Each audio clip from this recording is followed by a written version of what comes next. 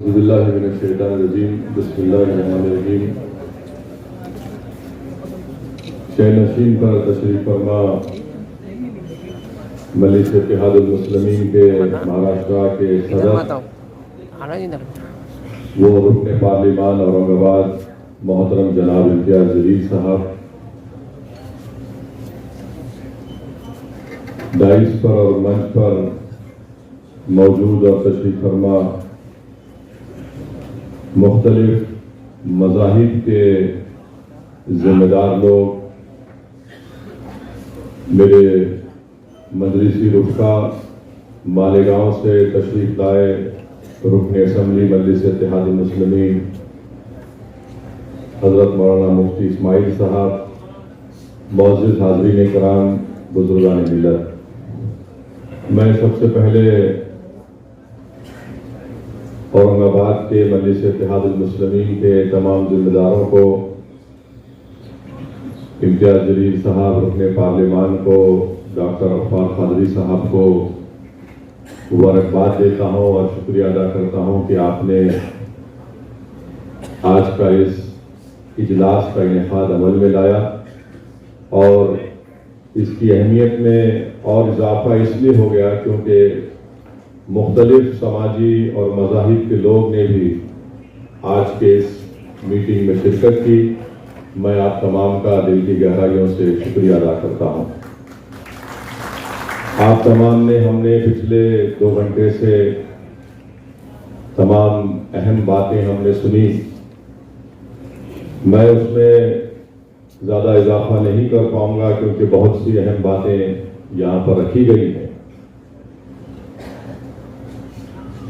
पिछले 40-50 साल से ये संघ परिवार का एजेंडा रहा है कि भारत में यकसा सिविल कोड को नाफिज किया जाए, चाहे वो जनसंघ के रूप में थे या फिर बाद में बीजेपी के रूप में, सियासी रूप में आज है। तो ये पुराना इनका एजेंडा रहा। मैं अपनी बात को आगे ले जाने से पहले अगर हम तारीख पर नजर डालेंगे तो तारीख में हमको ये मिलता है कि 28 अक्टूबर को 1931 को मोहनदास करमचंद गांधी ने भारत के मुसलमानों को एक तहफ़्फ़ुज़ दिया था कि उनकी शरीयत में मुदाखलत नहीं की जाएगी। कांग्रेस ने अक्टूबर 1937 में यही बात कही। नेहरू ने अप्रैल 6, 1937 को यही बात कही। फिर 1966 17 मई को लोकसभा में जो उस वक्त के लॉ मिनिस्टर थे जनाब GS पाठक साहब ने यह कहा, मैं अंग्रेजी में पढ़ के तर्जुमा करूंगा कि personal laws are mixed up with religion and that we can not coerce people to accept our views about the religion and customs. उन्होंने ये उस वक्त के पाठक साहब कानून के वजीर थे, मंत्री थे, उन्होंने लोकसभा में ये कहा 17 मई 1966 को कि पर्सनल लॉज मजहब के साथ जुड़े हुए हैं और हम यानी हुकूमत आवाम पर दबाव नहीं डाल सकती कि वो हुकूमत के सोच को, अपने मजहब और कस्टम को छोड़ दें, यानी अपनी हुकूमत की जो व्यूज हैं वो हुकूमत किसी को मजबूर नहीं कर सकती कि वो अपने मजहब को और अपने कस्टम को छोड़ दें। यही बात अगस्त 29, 1963 को उस वक्त के लॉ मिनिस्टर AK सेन ने भी कही थी। लोकसभा के अंदर खड़े होकर 2 लॉ मिनिस्टर ने बात कही थी। अब यहां पर बार बार ये कहा जाता है कि जैसा कि अभी यहां पर जिक्र किया गया, मुफ्ती साहब ने कहा कि हमारे वजीर आजम ने कहा कि कैसे एक घर में 2 कानून रह सकते हैं। मैं इस बात का इकरार करता हूं कि भारत के प्रधानमंत्री सबसे ज्यादा पढ़े लिखे और हम सब थम्स-अप हैं,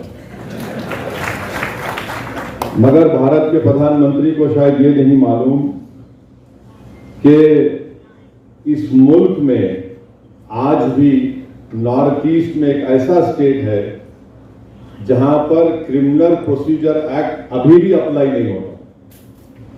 सीआरपीसी अभी भी अप्लाई नहीं होता।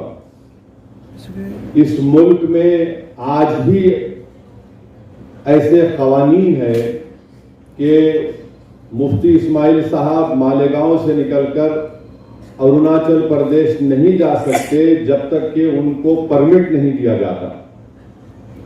हमारे वतन अजीज में ये भी कानून है कि कोई भी औरंगाबाद से उठकर हिमाचल प्रदेश की एग्रीकल्चर जमीन नहीं खरीद सकता। हमारे मुल्क में हमने ये कानून बनाया कि अगर कोई बड़ा मल्टीनेशनल कंपनी होगा तो वो अगर उन किसी कंपनीज में कॉन्ट्रैक्ट पर इख्तलाफात हो गए तो हम उसका फैसला आर्बिट्रेशन के जरिए सिंगापुर में करेंगे। ये हमने कानूनी सहूलत दी कि अगर दो कंपनीज में झगड़ा होगा तो हम इसका फैसला सिंगापुर में करेंगे। अब देश के प्रधानमंत्री ये जानते हैं या नहीं जानते हैं मेरे को नहीं पता है, मगर ये मौजूद है। और नागालैंड और मिजोरम को तो हमने आईन में 371 का जिक्र कर दिया। अच्छा, फिर ये भी आप देख लीजिए कि ये इस मुल्क की खूबसूरती यह है कि यहां पर मुख्तलिफ किस्म के लोग रहते हैं। ये बोलना कि यकसा सिविल कोड जनसंघ और आरएसएस की शुरू से साजिश ये रही कि भारत की सबसे बड़ी अक़लियत मुसलमानों की एक मजहबी शनाख्त को खत्म कर दिया जाए। और मैं आज आपके दरमियान में खड़े होकर खुलकर कह रहा हूं कि बाज अगर हमारे जिम्मेदारों को मुस्लिम पर्सनल लॉ बोर्ड से इख्तलाफ है तो इख्तलाफ रखिए, मगर एक बात याद रखिए कि ये जो शरीयत application act 1937 dissolution of marriage act 1939 है, ये आपको इस बात की इजाजत देता है कि आप कुरान और सुन्नत के मुताबिक अपनी जिंदगी को गुजारें। अगर ये आपसे छीन लिया जाएगा तो फिर आपका नुकसान होगा इसमें। तो इसलिए इसको पर्सनल लॉ बोर्ड से अगर किसी भी इख्तिलाफ में रखिए, पर इससे ऊपर उठकर देखिए इसको आप। अच्छा, जब आईन बनाया जा रहा था, जब आईन बन रहा था, ये दोनों कानून को नहीं हटाया गया। 1937 के और 39 के कानून को नहीं हटाया गया था। आईन बन गया और यह कानून का हिस्सा भी बन गया। तो जो बात अंबेडकर और उस कमेटी में आईन बनाने वालों ने नहीं सोची, आज भारतीय जनता पार्टी सोच रही है। और मेरा मानना यह है कि मैंने शुरू से कहा और आज भी कह रहा हूं कि अंबेडकर से बड़ा संविधान को समझने वाला आज तक तो कोई फायदा नहीं हुआ, ना फायदा होगा। ये एक बात। अब जो अहम बात यह है कि ये बोला जाता है कि दुनिया में कहां पर है दो कानून, बताओ आप। तो हम उन लोगों को बताना चाह रहे हैं जो भारत के लोगों को बेवकूफ समझते हैं। इंग्लैंड में जाइए, आप, मैं पढ़ा हूं इंग्लैंड में। इंग्लैंड में दो क्रिमिनल लॉ, एक स्कॉटलैंड का है, एक इंग्लैंड का है। क्या मुल्क कमजोर हो गया? फिर बोलते नहीं यहीं पर तुमको पर्सनल लॉ है। नहीं, गलत। पड़ोस में श्रीलंका है, वहां पर पर्सनल लॉ है, श्रीलंका में। अच्छा, फिर आप दुनिया में बोलते कहां है बताओ। आपको जानकर हैरत होगी कि इजराइल में, इजराइल के जो इजरायली मुसलमान है, वहां के शहरी, उनको पर्सनल लॉ उनका है, उनका चलने की इजाजत है। फिर सिंगापुर में है। अब आप बताइए, फिर ये बार बार ये झूठ फैलाया जाता है कि नहीं सिर्फ भारत में इनकी तुष्टीकरण हो रही, ये नहीं है। अब मैं आपके सामने जो बातें रखना चाह रहा हूं कि ये यूनिफॉर्म सिविल कोड से सबसे ज्यादा अगर तकलीफ होगी तो हमारे हिंदू भाइयों को होगी। और वो क्यों होगी मैं बताता हूं आपको। मैं कानून का हवाला देकर, क्योंकि बहुत सी बातें कही गई हैं, मैं कानून का हवाला देकर हमारे हिंदू भाइयों को और बहनों को पैगाम देना चाहता हूं कि आपको एक सहूलत दी गई है। हिंदू मैरिज एक्ट 1955 में सेक्शन 5 सबसेक्शन 4 और सबसेक्शन 5 में, उसमें यह कहा गया कि शादी उन लोगों में नहीं हो सकती जिनमें सपिंडा रिलेशनशिप हो, मगर आगे जाकर कहा गया however there is an exception carved out if there is a custom of usage. यानी आप इन माने अगर आपके हिंदू भाइयों में है कि अगर उनके वालिद के 7 नस्लों में और मां की तरफ से 5 नस्लों में कोई रिश्तेदार है तो शादी नहीं होगी, मगर उसका एक्सेप्शन दे दिया, यानी उसका एक्सेप्शन उनको दे दिए। अब आप ये एक्सेप्शन खो देंगे, क्योंकि जब यूनिफॉर्म सिविल कोड अगर आएगा तो एक्सेप्शन कैसा मिलेगा आपको? अगर आपका कस्टम है तो फिर मेरा भी कस्टम है, याद रखिए आप। तो यकसानियत कैसा होगा? अगर पैदा करना है तो कैसा होगा? ये आपका नुकसान होगा। दूसरा सेक्शन 7 है ceremonies of Hindu marriage act का, कि आप अपनी शादी अपने कस्टमरी राइट्स के तहत, यानी आपके जो रिवायती है उसके तहत आप करें। यूसीसी आएगा तो सेक्शन 7 चला जाएगा। सेक्शन 29 सेविंग्स का क्लॉज है, वो चला जाएगा। और सेक्शन 2 सबसेक्शन 2 है जो शेड्यूल्ड ट्राइब्स को एग्जाम करता है, उनको ये कहा जाता है कि उसमें कहा गया कि Hindu marriage act scheduled tribes पर अप्लाई नहीं होगा, तो फिर ये हमारे शेड्यूल्ड ट्राइब्स भाइयों का भी नुकसान होगा।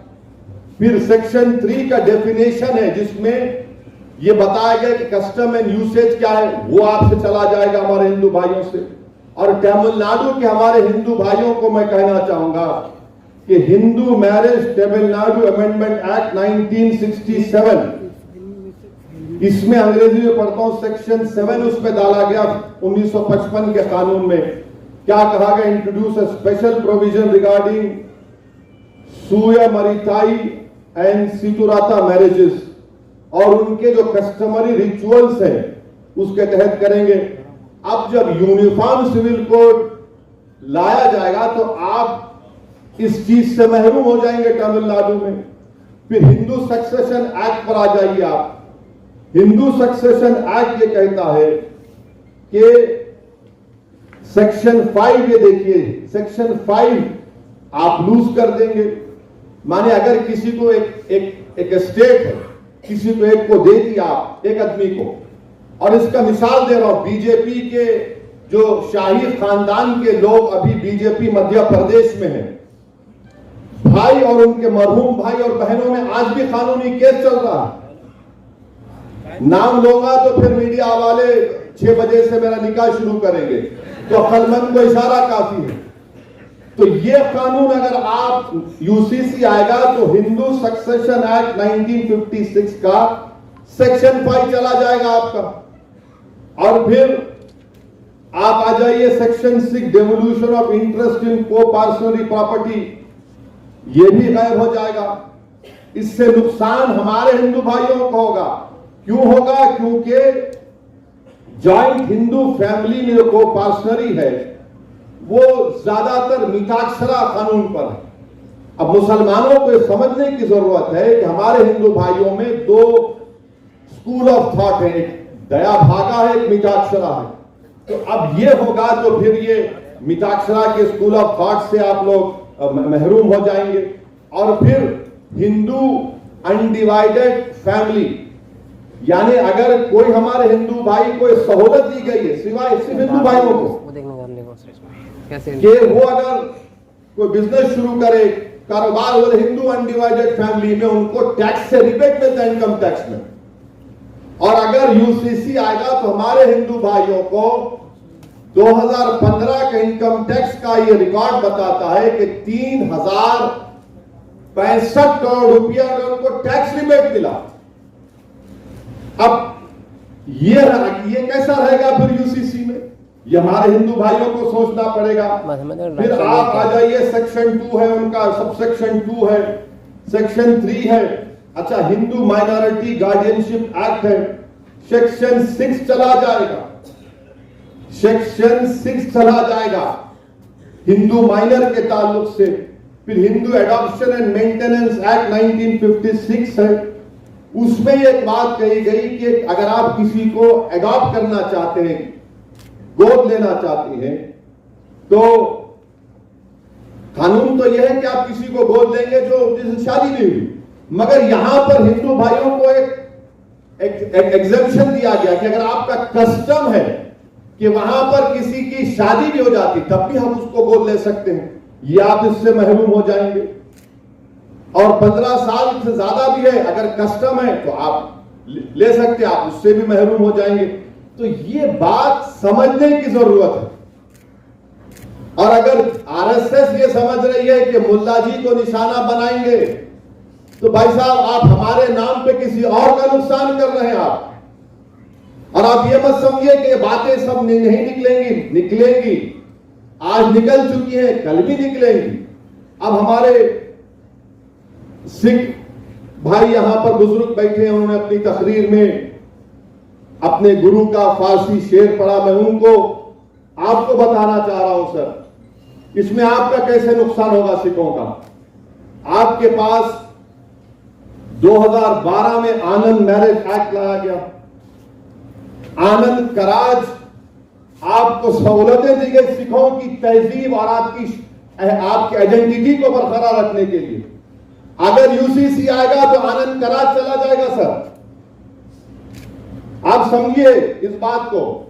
मैं तो शुक्रगुजार हूं शिरोमणि गुरुद्वारा प्रबंधक कमेटी का, जिन्होंने साफ और वाज़ेह अल्फाज में कह दिया कि हम यूसीसी को कबूल नहीं करेंगे।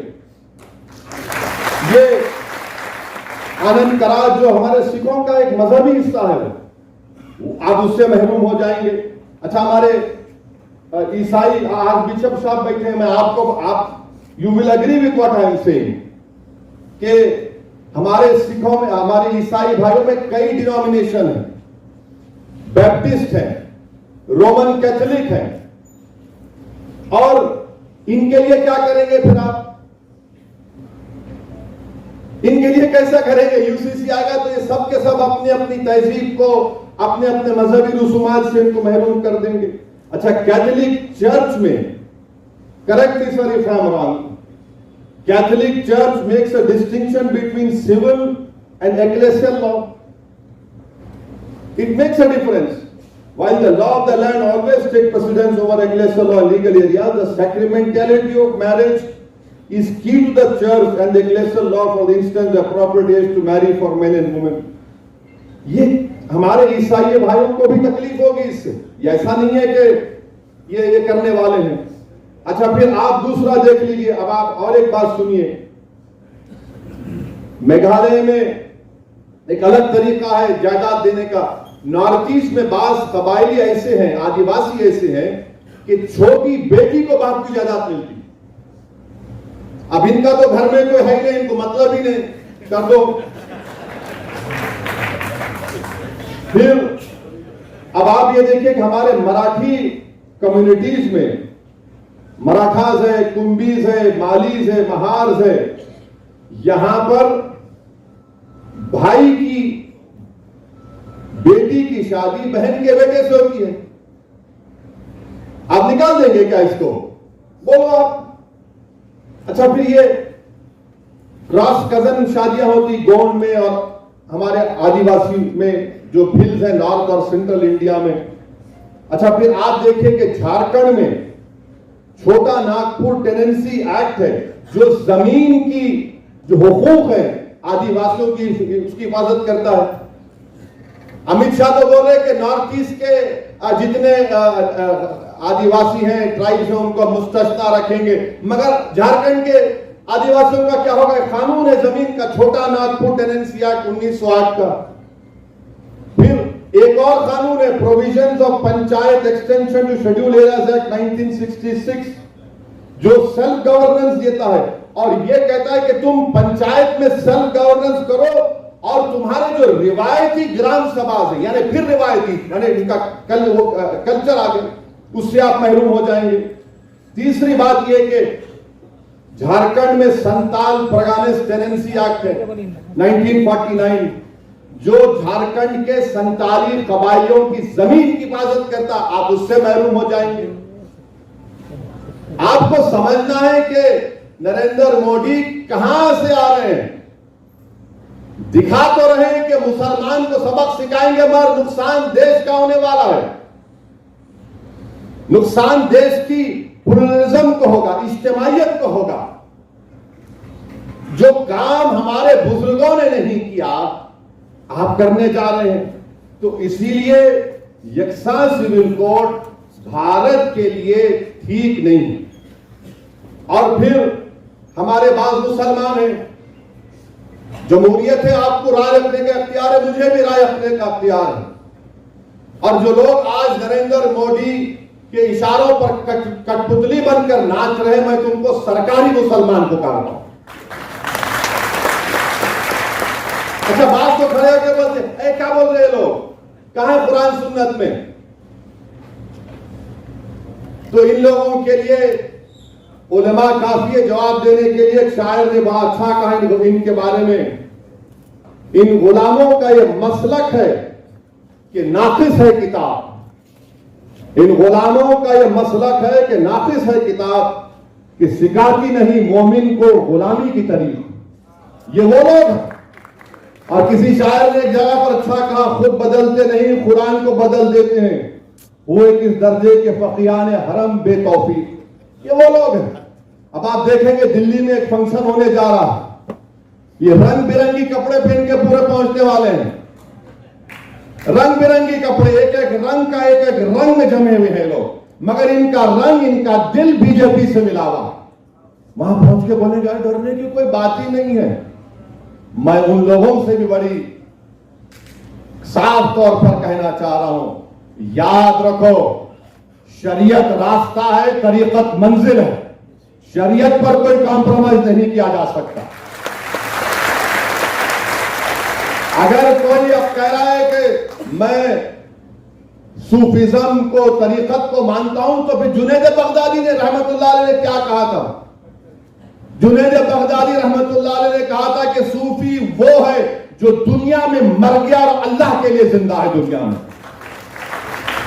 अब ये लोग, अब दिल्ली में होने जा रहा है एक प्रोग्राम, ये सरकारी मुसलमानों का, ये पूरे बैठेंगे और कोई फिक्र की बात नहीं है। अरे तुम इतने बड़े बड़े आस्थानों से आते हो, तुम इतनी बड़े बड़े औलिया अल्लाह के आस्थानों से आते हो। अरे बादशाहों के महल वीरान हो गए, बर्बाद हो गए, मगर वो आस्थाने आज भी आबाद है। क्यों आबाद है? क्योंकि वो जो लोग थे उन्होंने दुनिया को तर्क किया, अल्लाह की मोहब्बत को सामने रखा, रसूल अल्लाह सल्लल्लाहु अलैहि वसल्लम से खूब कर हर चीज से ज्यादा मोहब्बत की, क्योंकि आज दुनिया उनको याद रखती है। मगर आज दिल्ली में आप जाएंगे और आप बोलेंगे नहीं, कुछ परेशानी की बात ही नहीं है, कुछ भी नहीं है। मेरे दोस्त, आपको अगर ये हुकूमत की खुशामद करना है करिए, मगर एक लाइन डालिए, एक लाइन डालिए, उससे आगे मत जाइए आप। अच्छा, और एक बात मैं आपको बताकर, क्योंकि असर का वक्त होने वाला है। हाँ बिल्कुल, आप पंच वक्ता नमाजी नजर आ रहे हैं अच्छा है, बहुत अच्छा, वेरी गुड। मेरे लिए दुआ करना भाई, गुनाहगार हूं। दुआ यह करना कि अल्लाह जबान में और तेजाबी दे। अच्छा, ये अब मुसलमानों को निशाना बनाते, हर टीवी प्रोग्राम अब देखो यकसा सिविल कोड का होता, क्या दिखाते टीवी पे, बुरखे में जा रहा है बहन हमारी बेटी, अरे मुसलमान टोपी पहन के जा रहा। इनको ऐसा है, ये बड़े तकलीफ में है, इन पे जुल्म किया जा रहा है, जायदाद में हिस्सा नहीं दिया जा रहा है। मैं चैलेंज के साथ कह रहा हूं, दुनिया में अगर सबसे पहले किसी ने किसी महिला को जायदाद में हिस्सा दिया तो वो रसूल अल्लाह सल्लल्लाहु अलैहि वसल्लम इस्लाम है। इस्लाम ने कहा दो औरत को जायदाद में हिस्सा दो। नहीं, मगर आप टीवी पे दिखाते बड़ा जुल्म हो रहा। अरे ये बिल्किस बानो का जुल्म तुमको याद नहीं आया? बिल्किस बानो को तुम भूल गए? ये जो वो बच्चों को जो नासिक में गाड़ी से उतारकर बॉब लिंचिंग करके मार दिया गया, उनकी कमजोरी तकलीफ याद नहीं आई तुमको? जिन बच्चियों को हिजाब पहन के जा रहे हैं उनका हिजाब खींचा जाता है, वो तकलीफ याद नहीं आया आपको? अब ये बताना कि देखिए मुसलमान, अरे मेरे दोस्त सच्चाई ये है। और फिर और एक बात, मुसलमान बहुत शादियां करते हैं, कहां है रिकॉर्ड? बताओ कितने शादियां हम करें, बताओ, निकाल के बताओ ना, कितने शादियां मुसलमान करे, कितने शादियां हमारे हिंदू भाई करे, कौन कौन से कितने करे, बताओ। अच्छा, जो करे उनके साथ उनकी जोरू नहीं रहती।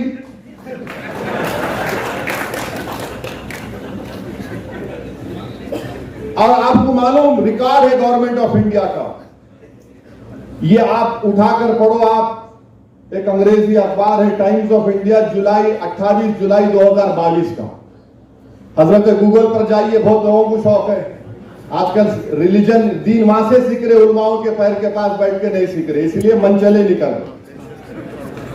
तो 28 जुलाई 2022 का टाइम्स ऑफ इंडिया ये कहता है कि 2 बीवियां 1.9 मुसलमान में है, ये 2019 का डेटा है, हिंदू भाइयों में 1.3 है और दीगर कौमों में 1.6 है। यानी ये जो परेशानी 2 बीवी की है, सिर्फ हमारी नहीं है, दूसरों के भी है। और हिंदू और मुसलमानों में 0.6 का फर्क है। अब आप बोलेंगे कि भाई अब बताओ, फर्क बताओ, सऊदीन ओवैसी मुसलमान की दूसरी बीवी रही और दूसरों की दूसरी बीवी रही, तो क्या फर्क है? फर्क यह है कि वो मेरी बीवी है और दूसरों में बीवी नहीं है। फर्क यह है कि उसको मेंटेनेंस मिलता, फर्क यह है कि उसको अपने रहने के लिए घर मिलता, यह फर्क है। अच्छा, फिर आप बोलेंगे कि हमने मुल्क में कानून बना दिया, चाइल्ड मैरिज एक्ट बना दिया। बिल्कुल बनाया, मगर क्या यह सच नहीं है कि चाइल्ड मैरिज एक्ट में 84% चाइल्ड मैरिज होती है हमारे हिंदू भाइयों की? कानून तो आप बना दिए। अच्छा, ऊपर से और एक बात देखो, जब चाइल्ड मैरिज हो जाती है, मैरिज खत्म नहीं होती, वॉइड होती है, वॉइड होती है। यही तो बता रहे हैं हम ये नहीं कह रहे हैं कि मुसलमानों में कमजोरियां नहीं है, यकीनन जहेज की लानत है जैसा सब जगह पर है, यकीनन हमारे बहनों को, बच्चों को और उठाना है जैसा कि सब जगह पर है। मगर आपको सिर्फ इस बात की फिक्र है, आप हमारी शनाख्त को हमसे छीनना चाहते हैं, और कुछ नहीं है आपका।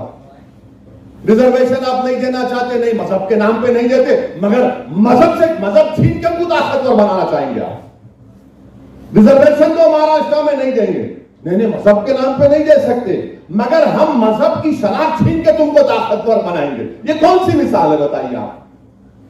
और फिर आप ये भी देख लीजिए कि 2000 से 2019 तक फीमेल इन्फेंटिसाइड, यानी अगर किसी खातून के पेट में मालूम हो जाए कि बेटी है, तो 2000 से लेकर 2019 तक 86% बच्चियां मिसिंग हैं। यानी उत्तराखंड की जितनी आबादी है, करीब उतनी आबादी, उतने बच्चियां मिसिंग है। कौन जिम्मेदार है उसका, बोलो आप? कानून तो बना दिए। अच्छा, सेक्स रेशियो आप देखो मुसलमानों का दूसरे रिलीजन के साथ, सबसे अच्छा सेक्स रेशियो मुसलमानों का है। तो ये चीजें हमको आपको समझने की जरूरत है।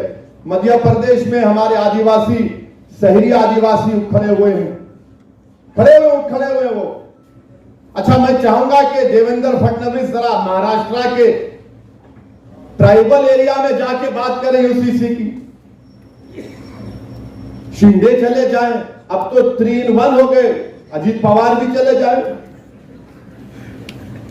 महाराष्ट्र के आदिवासी एरिया में जाके बोले हम लाएंगे, देखो क्या नतीजा निकलता वहां पे।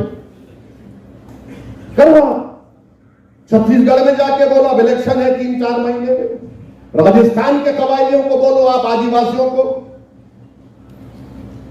हम यही बताना चाह रहे हैं कि ये जो भारत की खूबसूरती जिसका जिक्र इम्तियाज जलील साहब ने किया, यही खूबसूरती है भारत की। बार बार बोलते अमेरिका में ऐसा है कि अमेरिका में, अरे अमेरिका में ये कल्चर है। अमेरिका में इतने कल 2000 से 3000 कितने कल्चर है? नहीं है। अच्छा, अमेरिका में हर स्टेट में उसका अलग कानून है, मगर फिर भी अमेरिका ताकतवर है। यहां उल्टा बोलते हैं। भारत के वजीर आजम बोले कि एक मुल्क में, एक घर में 2 कानून कैसा रहेंगे? तो ये बातें, इसको समझने की जरूरत है। और अगर नहीं समझेंगे तो फिर आप मुल्क को कमजोर करना चाहते हैं। और फिर किसी एक टीवी चैनल पे बोले कि हम एक सर्वे करें, 8000 औरतों का सर्वे करें। अरे दीवाने, मुस्लिम पर्सनल लॉ बोर्ड ने 4 करोड़ 80 लाख लोगों का सर्वे ओपिनियन लेके सीडी में 21 लॉ कमीशन को दिया, और तुम 8000 की बात कर रहे हो। उस 4 करोड़ 80 लाख में आधे हमारी बहनें हैं, बेटियां हैं, जिन्होंने रद्द किया कि हमको यकसा सिविल कोड नहीं चाहिए। अब आप बता रहे हैं। तो ये मकसद एक ही है कि भारत के इस खूबसूरती को हमेशा के लिए प्लुरलिज्म को खत्म करके रख दिया जाए। भारत के वजीर आजम क्या बोलते हैं कि एक भारत एक इलेक्शन, एक भारत एक टैक्स, एक भारत एक कल्चर, एक भारत एक मजहब, एक भारत एक शनाख्त। अब हद यह हो गई कि रुके नहीं, उन्होंने बोले नहीं, एक भारत एक फर्टिलाइजर। कैसा एक फर्टिलाइजर हो सकता है, मेरे बताइए आप। अरे बोले जा रहे हैं, बके जा रहा हूं जुनून में क्या क्या, और सामने बता रहे हैं मुल्ला जी को मुसलमान, देखो इनको हम सबक सिखा। नहीं, आप सबका नुकसान करने वाले हैं। तो इसीलिए हम तमाम को, और खास तौर से हमारे हिंदू भाई बहनों को समझना पड़ेगा कि आपका कितना बड़ा नुकसान होने जा रहा है। आप किस चीज से महरूम हो जाएंगे। और ये बार बार ये जो दुम छल्ले हैं, अरे क्या होता नहीं है, क्या दीन खत्म हो जाता? अरे दीवाने, दीन खत्म होने के लिए नहीं आया, दीन सुबह कयामत तक रहेगा। दुनिया उस वक्त खत्म होगी जब कलमा बोलने वाला नहीं रहेगा, जब दुनिया खत्म होगी। मगर मैं ये दीन की बात नहीं कर रहा हूं, मैं मुल्क की, आइन की, दलितों की, आदिवासी की, क्रिश्चियन की, हिंदू भाइयों की, सबकी बात कर रहा हूं, देश के हित में बात कर रहा हूं। मगर इसको चेंज कर देते। अब हमारे मीडिया वाले भी सोच रहे होंगे कि अब कहां से इसको पकड़ना। नहीं पकड़ सकते आप। कहां से पकड़ते? पकड़ो आप। कोई कैरम बोर्ड है, क्वीन को कब गिराएंगे, किंग को कब गिराएंगे? मुल्क है भाई, मुल्क को चलाना है। ये भारत है, 130 करोड़ का देश है। इसको अब 2 मिनट नूडल के साथ नहीं चला सकते। लाई नूडल खरीदे, 5 मिनट बनाए, अम्मा देखा, बच्चे को कहा, बच्चा खाता बैठ के। ये ऐसा नहीं है भारत। ये 130 करोड़ का देश है। यहां पर हमा किस्म के लोग हैं, हमा किस्म के रंग के लोग हैं, हमा किस्म के सोच के लोग हैं। इसीलिए तो हमारे बुजुर्गों ने तो अंग्रेजों से खिलाफ लड़ा था कि इस मुल्क को ऐसा रखेंगे हम। और मैं अपनी बात को खत्म करूंगा इस बात पर, 2 बात पर खत्म करूंगा कि जो हमारा 21वां लॉ कमीशन था, चौहान साहब ने क्या कहा था कि cultural diversity cannot be compromise to the extent that our urge for uniformity itself becomes a reason for threat to the territorial integrity of the nation. Justice Chauhan साहब 21वीं लॉ कमीशन के चेयरमैन थे। उन्होंने कहा कि कल्चरल जो diversity है, इस मुल्क की जो खूबसूरती है, उसको कॉम्प्रोमाइज इस हद तक नहीं किया जा सकता यूनिफॉर्मिटी के नाम पर कि ये हमारे भारत की टेरिटोरियल इंटीग्रिटी के लिए खतरा बन जाए। ये सुप्रीम कोर्ट का जज कह रहा है, बीएस चौहान साहब कह रहे हैं। और फिर बाबा साहेब अंबेडकर ने क्या कहा था? बाबा साहेब अंबेडकर ने यह कहा था, बाबा साहेब अंबेडकर ने कहा था, कब कहा था वो भी बोल रहा हूं, 2 दिसंबर 1948 को बाबा साहेब अंबेडकर ने कहा था, It is therefore quite impossible for anyone to conceive that the personal law shall be excluded from the jurisdiction of the state. Having said that, I should also like to point out that all the state is claiming in this matter is a power to legislate. और आप देखिए यहां पर बाबा साहिब ने क्या कहा, there is no obligation upon the state to do with personal laws, यानी state के ऊपर ये कोई ऑब्लिगेशन नहीं है कि पर्सनल लॉ को हटा दे। फिर बाबा साहब आगे कहते हैं कि it is only giving a power, therefore no one need be apprehensive of the fact that if the state has the power, the state will immediately proceed to execute or enforce that power in a manner that may be found to be objectionable by the Muslims or by Christians or by any other community in India. फिर बाबा साहब कहते हैं we must all remember, सबको इस बात को याद रखना है, बशमूल मुसलमानों को। माने बाबा साहब कह रहे हैं अंदर पार्लियामेंट में जब आइन बनाया जा रहा था, including members of Muslim community have spoken on this subject, that no one can, though one can appreciate their feelings very well, that sovereignty is always limited, no matter even if you assert that it is unlimited, because sovereignty in the exercise of that power must reconcile itself to the sentiments of different communities. No government can exercise its power in such a manner as to provoke the Muslim to rise in rebellion. ये बाबा साहिब ने कहा कि कोई भी हुकूमत अपनी अख्तियारात को इस तरह से अगर इस्तेमाल करेगी कि मुसलमानों को प्रोवोक करे कि वो रोडों पर निकल कर आए, रेबेलियन करे, ये बाबा साहेब अम्बेडकर ने कहा। और क्या कहा बाद में बाबा साहेब ने, I think it would be a mad government if it did so. Baba Sahib ने कहा अगर ऐसा कोई करेगा तो पागल हुकूमत है, ये बाबा साहेब अम्बेडकर ने कहा था। But that is a matter which relates to the exercise of the power and not to the power itself. ये बाबा साहेब अम्बेडकर ने कहा था। अब नरेंद्र मोदी जो बाबा साहेब अम्बेडकर का नाम लेते लेते नहीं थकते, उनको पढ़ना चाहिए। ये आरएसएस वालों को जो झूठी मोहब्बत करते हैं बाबा साहेब से, उनको पढ़ना चाहिए। और ये जो सेकुलर पार्टी है, चाहे वो कांग्रेस हो, राष्ट्रवादी हो, उनको मैं पूछना चाह रहा हूं, कांग्रेस पार्टी को, गांधी ने अक्टूबर 28 1931 को नहीं कहा था? क्या कांग्रेस ने अक्टूबर 1937 को नहीं कहा था? क्या नेहरू ने अप्रैल 6 1937 को नहीं कहा था? बोलो, फिर मुंह खोलो। और वो लोग जो मुझ पर, मुफ्ती इस्माइल पर, इम्तियाज जलील पर, डॉक्टर गफ्फार कादरी पर इल्जाम लगाते हैं, बी टीम, अरे कहां गए तुम लोग? आज गूंगे बन के बैठे हो। तुम शरीयत की हिफाजत के लिए तुम्हारी जबान को जुम्बिश नहीं देते? इलेक्शन आ जाएगा तो गुलामी करने के लिए तैयार हो जाते हो। अरे आज बोलो ना, कल क्या बोलोगे जब हिसाब किताब का मैदान होगा? आज बोलो, बोल के दिखाओ, जाओ बोलो, अपनी पार्टियों को मुंह खोलो, रोको इस चीज को। मगर इलेक्शन आएगा, नहीं नहीं नहीं, ये लोग वोट तोड़ते हैं। अरे हम भारत के लिए बात कर रहे हैं, हमको इस बात का संविधान आर्टिकल 25 आर्टिकल 44 से बड़ा है, आर्टिकल 29 आर्टिकल 44 से बड़ा है। ये फंडामेंटल राइट है मेरा, आर्टिकल 14 मेरा राइट है। मगर ये लोग आज गूंगे बनकर बैठे हैं। ये बेहतरीन आपको एक, आपके सामने तमाम मुहिबान कौम के चेहरा सामने आ रहा है। इलेक्शन आएगा तो थकते नहीं।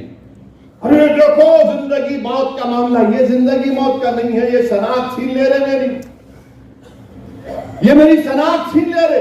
अरे अगर तुम्हारे दिलों में कुरान और उसके रसूल की सल्लल्लाहु अलैहि वसल्लम की मोहब्बत है तो बोलो, आज बोलो। आज कानून की सहूलत तुम्हारे पास है। और फिर दूसरा ये इतराज, अरे वो पाकिस्तान, प्राइम मिनिस्टर बोले पाकिस्तान में बर्खास्त हो गया, वो फुला मुल्क में बर्खास्त हो गया। नरेंद्र मोदी, आप इंडिया के प्राइम मिनिस्टर हैं या वो मुस्लिम कंट्रीज के हैं? आप, मेरे को उनसे क्या करना है? मेरे को ईरान से क्या मतलब? मेरे को यूएई से क्या मतलब? मेरे को सऊदी अरेबिया से क्या मतलब? मेरे को मिस्र से क्या मतलब? पाकिस्तान से तो मतलब ही नहीं था, तो इसलिए हमने टू नेशन थ्योरी को ठुकराया जिना की। मगर भारत के प्रधानमंत्री उनकी मिसाल देते। भारत के प्रधानमंत्री, आप नहीं जानते, भारत देश में हमारे जो मुस्लिम उलेमा हैं, मुस्लिम मुहद्दिस हैं, मुसलमानों के जो फुक़हा हैं, मुसलमानों के जो मुफस्सिर हैं, दुनिया में उनके से कोई ऐसे उलेमा नहीं है जो भारत में है, मगर आपको मालूम ही नहीं। और इनको नफरत क्या है बताता हूं। एक परसल्ला बोर्ड है, इस परसल्ला बोर्ड के अंदर एक ओवैसी भी बैठा है, एक देवबंदी भी बैठा है, एक सूफी भी बैठा है, एक बरेलवी भी बैठा है, एक तबलीगी भी बैठा है, एक मौलवी बैठा है, एक शिया बैठा है, एक अहले हदीस बैठा है। ये इन लोगों को डर होता, ओहो एक जगह पर पूरों को बिठा दिए। बड़ी तकलीफ होती है उनको इस बात की भी, याद रखिए आप इस बात को। और ये आसान काम नहीं है, ये आसान काम नहीं है सबको एक जगह बिठाना। इनको वो समझ में नहीं आता कि कैसा इनको इंतशार पैदा कर देना, कैसा इनको मुंतशिर कर देना। तो ये बहुत बड़ी साजिश का हिस्सा है। इसीलिए चंद बातें मैं आपके सामने बड़े अखलास के साथ अर्ज किया हूं। मैं मुबारकबाद देता हूं औरंगाबाद के हमारे तमाम मजलिस के रुफ़क़ाओं को, खासतौर से इम्तियाज जलील साहब को और हमारे डॉक्टर गफ्फार कादरी, तमाम अराकीन बल्दिया को और हमारे तमाम सिख भाई को, हमारे आर्च बिशप साहब को, बौद्ध समाज के जिम्मेदारों को और इंटेलेक्चुअल्स को जो आज यहाँ पर आए और हमने यहाँ से एक इत्तेहाद का पैगाम किया है। हम उम्मीद करते हैं कि भारत के वजीर आजम इस इत्तेहाद के पैगाम की इज्जत करेंगे, एहतराम करेंगे और उसको कबूल करेंगे। वाखिर दावाना अल्हम्दुलिल्लाहि रब्बिल आलमीन।